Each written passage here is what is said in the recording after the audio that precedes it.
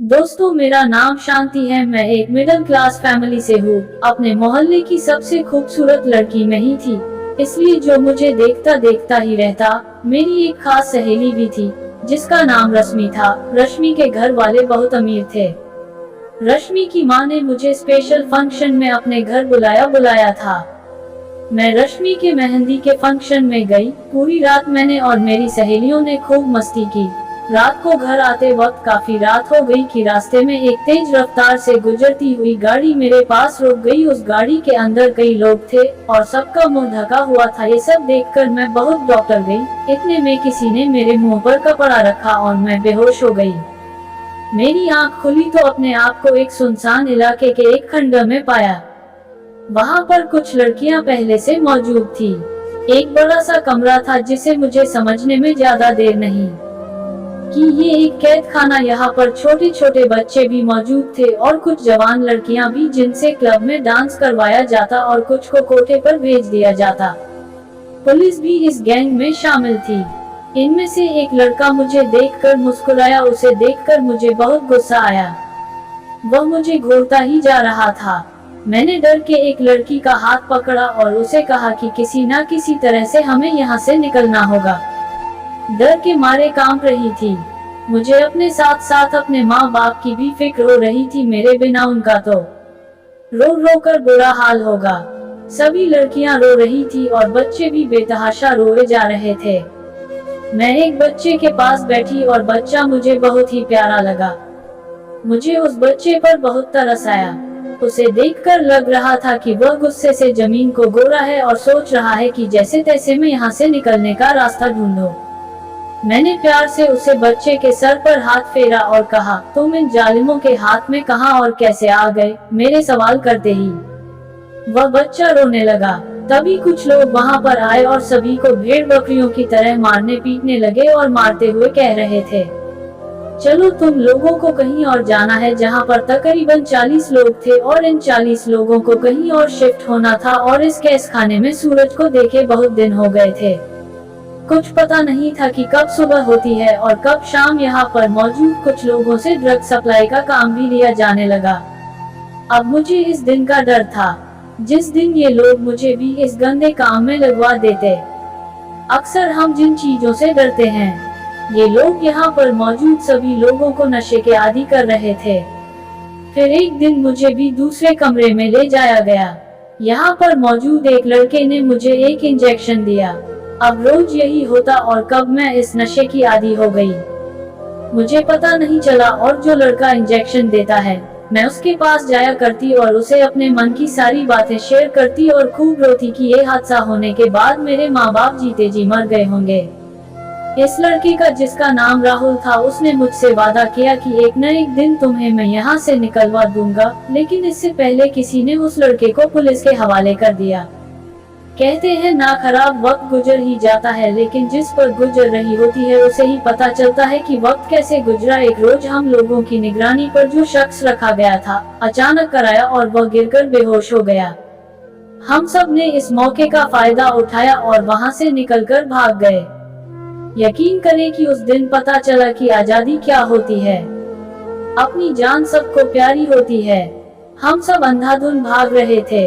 कुछ लोगों को गोली लग गई और कुछ इस भगदड़ में जख्मी हो गए। मैं इतनी जोर से जमीन पर गिरी थी कि मेरा बाजू टूट गया था। लेकिन इस वक्त इस तकलीफ से ज्यादा यही सोचती कि कुछ भी करके यहाँ से भागना है, नहीं तो सारी जिंदगी इनकी कैद में था। सड़क के साथ लग यही घना जंगल था। जंगल में घुस गई और बड़ी मुश्किल से जान बचाकर वहां से निकली। फिर रात काफी हो चुकी थी। सड़क पर आती जाती गाड़ियों को रोकने की कोशिश की, लेकिन रात के इस वक्त कोई भी लिफ्ट देने को तैयार नहीं था। मैंने पैदल ही वहां से चलना शुरू किया, लेकिन 3 दिन से भूख और कुछ नशे की आदत की वजह से मेरा चलना मुश्किल हो गया था। दूर भागने के बाद मैं वहीं गिरकर बेहोश हो गई और जब आंख खुली तो मैं हॉस्पिटल में थी। मैंने देखा मेरे पास 2 पुलिस वाले खड़े थे। मुझे होश में आते ही पुलिस वाले मुझसे पूछताछ करने लगे। मैं डर गई थी कि कहीं इस मुसीबत से निकली हूँ, दोबारा उसमें ना फंस जाऊं, इसलिए मुकर जाना बेहतर समझा। लोगों ने मेरे घर का एड्रेस लिया और मैंने देखा मेरी माँ मेरे लिए सामने खड़ी थी और मुझे देखते ही वह चीखने चिल्लाने लगी। लोगों ने बताया कि मेरी माँ 5 महीने के बाद बोली थी। जब मैं अगवा हो गई तो लोगों ने मेरे माँ बाप को ताने मारने शुरू कर दिए कि तुम्हारी बेटी तो बदचलन थी, इसलिए घर से भाग गई। मेरे पिता ये सब बर्दाश्त नहीं कर पाए और फिर एक दिन वो दुनिया छोड़कर चल बसे। मेरी माँ बेटी और पति के गम में दिमागी तौर से बीमार हो गई थी और जब मुझे देखी तो चीख चीख कर रोने लगी। 2 दिन बाद अस्पताल में रहने के बाद जब मैं घर आई तो पता चला यह समाज लड़कियों को घर से भागना तो याद रखता है, लेकिन किसी ने अगवा कर लिया ये नहीं देखता। हर शख्स अपनी ऐनक लगाकर बैठा रहता है और सब अपनी नजर अपनी सोच के मुताबिक दूसरों पर बातें करना शुरू कर देते हैं। मेरे घर आते ही आस पड़ोस के लोग मेरे घर पर इकट्ठा हो गए और मुझसे सवालों की बारिश होने लगी कि वह लड़का कौन है जिसके साथ तुम भागी थी। तुमने एक बार भी अपने माँ बाप के बारे में नहीं सोचा। तुम्हारी वजह से तुम्हारा बाप ये दुनिया छोड़कर चल बसा। मैंने अपनी सफाई देनी चाहिए, पर किसी ने मेरी एक ना सुनी, इसलिए मैं चुप हो गई। लोगों ने मेरी माँ से कहा कि अगर तुम अपनी इस बदचलन बेटी को घर पर रखोगे तो तुम्हें समाज से बाहर निकाल दिया जाएगा। मेरी माँ ने इन सब लोगों की बातें सुनी तो उन्होंने भी किसी से कुछ नहीं कहा। उचित नहीं समझा क्योंकि उन्हें पता था कि हमारा कोई सुनने वाला नहीं है। इसलिए उन्होंने उसी वक्त मेरा हाथ पकड़ा और गांव छोड़कर चली गई। शहर में मेरी माँ की पुरानी सहेली रहती थी। रात के 11 बजे हम उनके घर पहुँचे। अचानक हमें अपने घर देखकर मेरी माँ की सहेली मोनिका आंटी घबरा गई। उन्होंने हमें घर के अंदर आने को कहा, हमें कमरे में बिठाया। अभी हम सब बातें ही कर रहे थे, तभी मैंने देखा मोनिका आंटी का एक बेटा था जो पागल था। वह हमारे पास आया और मुझसे कहने लगा कि तुम मेरे साथ चलो खेलो। मोनिका आंटी के बेटे कमल की उम्र लगभग 24 साल थी, लेकिन वह बच्चों की तरह जिद करता। उसकी जिद की वजह से माँ ने मुझसे कहा कि जाओ उसकी बात मान लो, नहीं तो ये हमें परेशान कर देगा। मेरी माँ की सहेली मोनिका आंटी ने बताया कि उनका बेटा एक बहुत ही काबिल पढ़ा लिखा इंसान है, अपने कॉलेज का बेस्ट प्लेयर था। एक बार मैच खेलते समय किसी खिलाड़ी ने उसके सर पर भारी चीज मार दी और वह बेहोश होकर गिर गया और पूरे 1 महीने अस्पताल में रहा। उसकी हालत में सुधार तो हुआ, लेकिन उसके दिमाग का एक हिस्सा खराब हो गया, जिसकी वजह से यह बच्चों की तरह बिहेव करता है। हम माँ बेटी मोनिका आंटी के घर रहने लगे। कमल सारा दिन अपने कमरे में पड़ा रहता या अपनी माँ से जिद करके अपनी बात मनवाता। कमल को मेरे आने से उसे एक अच्छा दोस्त मिल गया था। वह मुझसे ढेर सारी बातें करता। धीरे धीरे करके हमारा अच्छा वक्त गुजरने लगा। मोनिका आंटी का हम पर बहुत एहसान था क्योंकि इस मुश्किल वक्त में उन्होंने हमें अपने घर पर पनाह दी। हमारे लिए यही बहुत काफी था। मेरी माँ अपनी सहेली के साथ लोगों के कपड़े सिलते और मैं सारा दिन घर के कामों में लगी रहती। कमल के पिता अब इस दुनिया में नहीं थे। उनके घर में मोनिका आंटी और कमल ही रहते थे। कुछ दिन बाद मेरी माँ की सहेली ने मेरी माँ से एक अजीब सी फरमाइश कर दी कि वह कमल की शादी मुझसे करवाना चाहती है। माँ ने मोनिका आंटी से कहा कि अपने घर में पनाह देने की इतनी बड़ी कीमत मत मांगो, लेकिन मेरी माँ की सहेली मोनिका आंटी ने एक शर्त रख दी, या तो मैं उनके बेटे से शादी करूँ या हम अपना बंदोबस्त कहीं और कर ले। मोनिका आंटी की यह शब्द सुनकर अब तो हमें अपने किस्मत से भी भरोसा उठ गया था। मेरी माँ ने मुझसे कहा कि कुछ भी हो जाए मैं तुम्हारी शादी कमल से नहीं होने दूंगी, क्योंकि वह पागल है। हम यहाँ से कहीं दूर चले जाएंगे। लेकिन पता नहीं क्यों कमल के साथ रहते रहते मुझे उससे लगाव हो गया। चाहे जैसा भी था मुझे अच्छा लगा था। मैंने माँ को समझाते हुए कहा, अब हम यहाँ से निकले तो हम मारे फिरेंगे, हमारा कोई ठिकाना नहीं होगा, इसलिए यही बेहतर होगा कि हम मोनिका आंटी की बात मान ले। मेरे फैसला से माँ रोती रही कि मेरी एक ही बेटी थी और कैसा नसीब लेकर आई हम दोनों माँ बेटी। देर रात एक दूसरे से लिपट कर रोते रहे। कुछ दिन मेरी शादी कमल से करवा दी गई। माँ बहुत रोती शादी से, पर मैं क्या करती। हमारी मजबूरी ने मुझे ये सब करने को मजबूर किया। मेरे दिन कुछ इस तरह गुजरने लगे। कमल मुझे अपना दोस्त मानता, पर पत्नी का क्या मतलब होता उसे बिल्कुल पता नहीं था। एक दिन एक भिखारी मेरे दरवाजे पर आई, कहने लगी, मुझे पेट भर खाना खिला। तेरी हर मनोकामना पूरी होगी। उसकी बात पर मैं हंसी थी कि मेरे नसीब में तो मेरा पागल पति है, तो इससे बड़ा दुख मेरी जिंदगी में और क्या हो सकता है। मैंने भिखारी को खाना खिलाया तो उसने कहा कि जा बेटी, तेरा पति तुझसे बेइंतहा प्यार करेगा। उसकी बातें सुनकर मैं हैरान थी कि भला मेरा पागल पति मुझसे क्या प्यार कर सकता है, लेकिन कहते हैं कि दुआएं तकदीर बदल दे। मेरी जिंदगी में भी कुछ ऐसा ही होने लगा। कुछ दिन बाद मैंने लगे कमल की के हालात दिन ब दिन ठीक होने लगे। इलाज दोबारा शुरू से करा। इस बार डॉक्टर को भी पूरी उम्मीद थी कि कमल जल्दी ठीक हो जाएगा। मेरा पूरा दिन कमल की देखभाल में निकल जाता, लेकिन मेरी मेहनत रंग लाए और कमल की हालत में सुधार होने लगा। पहले से बेहतर हो गया, लेकिन कमल के ठीक होते ही पता नहीं मेरे साथ को क्या हो गया कि कमल की माँ मुझसे नफरत करने लगी, मेरे प्रति कमल को भड़काने लगी। इन बुरे हालातों में भी मेरी किस्मत ने मेरा साथ नहीं दिया और मेरी माँ की तबीयत बहुत ज्यादा खराब हो गई। मेरी माँ के इलाज में मेरे ससुराल वालों ने साथ नहीं दिया और एक दिन अचानक मेरी माँ ये दुनिया छोड़कर चल बसी। अब मैं बिल्कुल अकेली हो गई थी। ससुराल में रहने का ठिकाना तो था, लेकिन मेरा अपना कोई नहीं था। मेरी माँ के गुजरते ही मेरी सास का अत्याचार मेरे ऊपर बढ़ गया। वह मेरे पति कमल से कहकर मुझसे बहुत सारी बातें सुनाती। कमल पहले से बहुत बेहतर हो गया था, लेकिन वह अपनी माँ के हाथों का खिलौना बन गया। उसकी माँ जैसा कहती उन्हीं के इशारे पर चलता। हम पति अजीब रिश्ते में जुड़े थे, साथ होते हुए भी एक दूसरे के साथ नहीं थे। हमारा रिश्ता बस यूं ही चल रहा था कि फिर एक दिन मेरी किस्मत में एक नया मोड़ लिया। अचानक मुझे पता चला कि मैं माँ बनने वाली हूँ, लेकिन अपने माँ बनने की खबर सुनकर मुझे थोड़ी भी खुशी नहीं हुई, क्योंकि मेरे और कमल के रिश्ते में जो दरार थी वह हमारे आने वाले बच्चे के लिए ठीक नहीं थी।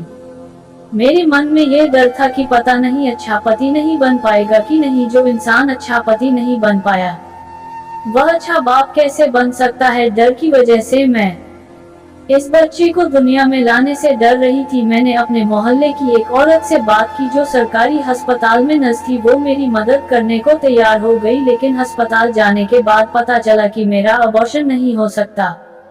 अगर हमने इस बच्चे को गिराने की कोशिश की तो मेरी जान को खतरा हो सकता है।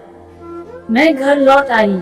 9 महीने मेरे लिए 9 साल के बराबर थी। किसी तरह ये 9 महीने गुजरे और मैंने 2 जुड़वा बच्चों को, बेटा और दूसरी बेटी थी, जन्म दिया। बच्चों को देखकर मेरे मन अजीब सी खुशी थी। अपने बच्चों को देखकर मेरी ममता तड़प उठी और मैंने उन्हें सीने से लगा लिया। बच्चों की पैदाइश के बाद कमल और मेरी सास का रवैया अब पहले से कुछ बेहतर हो गया था और दोनों मुझे भले ही ना पूछते, लेकिन उन्हें बच्चों से बहुत लगाव था और मेरी जैसी बदकिस्मती के लिए यही काफी था। धीरे धीरे मेरे दिन कुछ इसी तरह गुजर रहे थे और फिर एक दिन मेरी जिंदगी का सबसे खूबसूरत दिन था, जब मेरे बच्चों ने मुझे माँ कहकर पुकारा था। ये बात वही लोग समझेंगे जिनका अपना कोई नहीं होता। एक दिन मेरी सास और मेरे पति कमल किसी काम से बाहर गए थे, पर वापसी पर आते वक्त उन दोनों का एक्सीडेंट हो गया और मौके पर उन दोनों की मौत हो गई। उनकी मौत की खबर सुनकर मैं फिर से एक बार टूटकर चकनाचूर हो गई और दोनों मेरे लिए कैसे भी थे, पर वही लोग तो मेरे बच्चों का सहारा थे। ये सब सोच कर मैं सारी रात मुझे नींद नहीं आती कि अब हमारा गुजारा कैसे होगा जो थोड़े बहुत जमा पूंजी थी।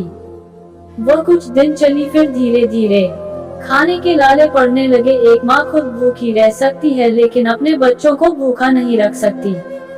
मैं अगल बगल के मोहल्ले में काम कर अपने बच्चों का पेट पालने लगी, लेकिन अकेली औरत का कोई सहारा नहीं होता और नहीं तो लोग उसे बेइज्जत करने पर तुले रहते हैं। लोगों के घर काम करने जाती तो वहाँ पर उनके घर के बाहर मुझे गंदी निगाहों से घूरते। एक दिन मैं यूं ही ऐसे भटकते भटकते जा रही थी, पता चला कि एक जन को ड्राइवर की जरूरत है। मैं गाड़ी चलाना उन्हीं दिनों सीखी थी जब मैं किडनैप हुई थी। वह किडनैपर हमें ट्रेनिंग देते ताकि वक्त आने पर हम गाड़ी चलाकर भाग सके, लेकिन फिर से परेशानी वही थी कि मुझे एक मर्द की गाड़ी चलानी थी। इसलिए मैंने अपना हुलिया चेंज कर लिया और अपने आप को मर्द की पोशाक में ढाल लिया। कोई भी मुझे देखता तो यही समझता कि मैं मर्द हूँ और मैं उस आदमी की गाड़ी चलाने लगी। साहब बहुत अच्छे थे, वह मुझसे अपने मन की सारी बातें शेयर करते धीरे धीरे साहब और मेरे बीच एक गहरी दोस्ती हो गई। गाड़ी चलाते चलाते मेरा सफर भी अच्छा गुजर जाता। एक दिन बातों बातों में मैंने उनसे पूछा कि आपने अभी तक शादी क्यों नहीं की। उन्होंने मुझे बताया कि मैंने एक लड़की देखी थी और उसी से वह प्यार करने लगे थे, पर जिंदगी ने कैसा वक्त दिखाया कि मैं उसे ढूंढ ना सका। अपने झमेले में वह लड़की कहीं खो गई। वो किस्मत की मारी थी, पता नहीं वह किस हाल में होगी। साहब ने कहा कि अगले दिन उस लड़की की तस्वीर दिखाएंगे। मुझे अगले दिन का इंतजार था और उस लड़की के किस्मत के बारे में सोच रही थी कि उसकी किस्मत तो बहुत अच्छी है, क्योंकि कोई शख्स उससे 6 साल से मोहब्बत करता और उसी की यादों में अभी तक उसने शादी भी नहीं की। अगले दिन बच्चों को स्कूल छोड़कर जब मैं उस साहब को लेने गई जो वह गाड़ी में बैठे, तो कुछ दूर जाकर मैंने उसे कहा कि मुझे उस लड़की की तस्वीर तो दिखाए। फिर कौन है वह शख्स जिससे आप इतना प्यार करते हैं। उन्होंने जब उस लड़की की तस्वीर निकाल कर मुझे दे, तो तस्वीर देखकर मेरे पैरों तले जमीन निकल गई, क्योंकि वह शख्स तो मेरी ही तस्वीर मुझे दिखा रहा था। ये तस्वीर तब की थी, मैं जब अगवा हुई थी। पता नहीं कैसे इस तस्वीर को निकाला गया था। गाड़ी अचानक ब्रेक लगने से रुकी। उस साहब ने कहा, गाड़ी ध्यान से चलाओ। उसने मुझे बताया कि 6 साल पहले वह एक गैंग का हिस्सा था। उसका पिछला रिकॉर्ड एक क्रिमिनल का था, लेकिन पर एक दिन उसने एक चेहरा देखा जिसे देखकर उसने खुद से वादा किया कि वह इस दलदल से निकलेगा और उस मासूम लड़की को भी निकाल लेगा। उसने बताया कि मैं वहां पर मौजूद लोगों को नशे का आदी बनाता था, पर जब से मैंने उस लड़की को देखा तो उसके प्यार में गुम हो गया और मैं गलत काम से छुटकारा पाना चाहता था। इसलिए मैंने खुद अपने आप को पुलिस के हवाले कर दिया। फिर मैं पुलिस की सरकारी गवाह बन गया। पुलिस ने जब वहां पर छापा मारा तो वहां पर सभी लोग फरार हो चुके थे। अब मुझे एहसास हुआ कि मैं उस लड़की को खो चुका था। उसने एक बार अपने घर का एड्रेस दिया था। मैं पूछता पूछता वहां पहुंचा तो लोगों से पता चला कि उसके पिताजी उसकी जुदाई में मर गए। उसके बाद उस लड़की और उसकी मां को समाज ने निकलने की धमकी दी, जिससे वह लड़की और उसकी मां एक गांव छोड़कर कहीं दूर चले गए। मैंने पढ़ाई अच्छी की थी, लेकिन गलत संगत की वजह से क्रिमिनल बन गया।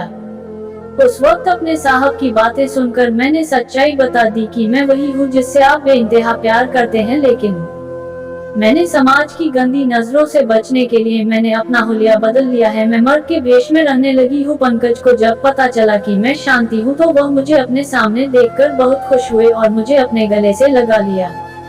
मैंने अपने ऊपर बीती हर बात उन्हें बताई। पंकज ने मुझे बताया कि तुम फिक्र मत करो, मैं तुम्हारी जिंदगी के सारे दुखों को दूर कर दूंगा, तुम्हारे बच्चों को भी अपना लूंगा। पंकज ने बताया कि जब तुम मेरी जिंदगी में आए तो तुम्हें देखकर बस बुरी संगत से दूर जाकर अपनी जिंदगी को बेहतर बनाने लगा, लेकिन तुम भी मुझसे बिछड़ गई। फिर मैं दोबारा अपनी जिंदगी को बेहतर बनाने में लग गया। मेरी पढ़ाई की वजह से मुझे एक अच्छी नौकरी मिल गई और मैं लगन से नौकरी करने लगा, क्योंकि मेरे मन में यह विश्वास था कि एक ना एक दिन तुम मुझे जरूर मिलोगी। कहते हैं अगर सच्चा हो प्यार हो तो एक ना एक दिन जरूर मिलता है, और देखो आज तुम मेरे सामने बैठी हो। पंकज की बात सुनकर मैं बहुत खुश हूँ, क्योंकि मुझे एक सच्चा जीवन साथी मिला था। मैंने उसे अपने बच्चों से मिलवाया। हम बहुत खुश थे। पंकज ने मुझसे शादी कर ली। मैंने जितने दुख झेले थे पंकज ने आकर मेरे दामन में खुशियां भर दी। दोस्तों, उम्मीद है कि आप लोगों को ये कहानी पसंद आई होगी। अगर आप लोगों को ये कहानी पसंद आई है तो प्लीज मेरे चैनल अनजान वॉइस को जरूर सब्सक्राइब करें और घंटी भी जरूर दबाएं, ताकि नई कहानी आप तक सबसे पहले पहुंचे। फिर मिलेंगे एक नई दिलचस्प कहानी के साथ। धन्यवाद।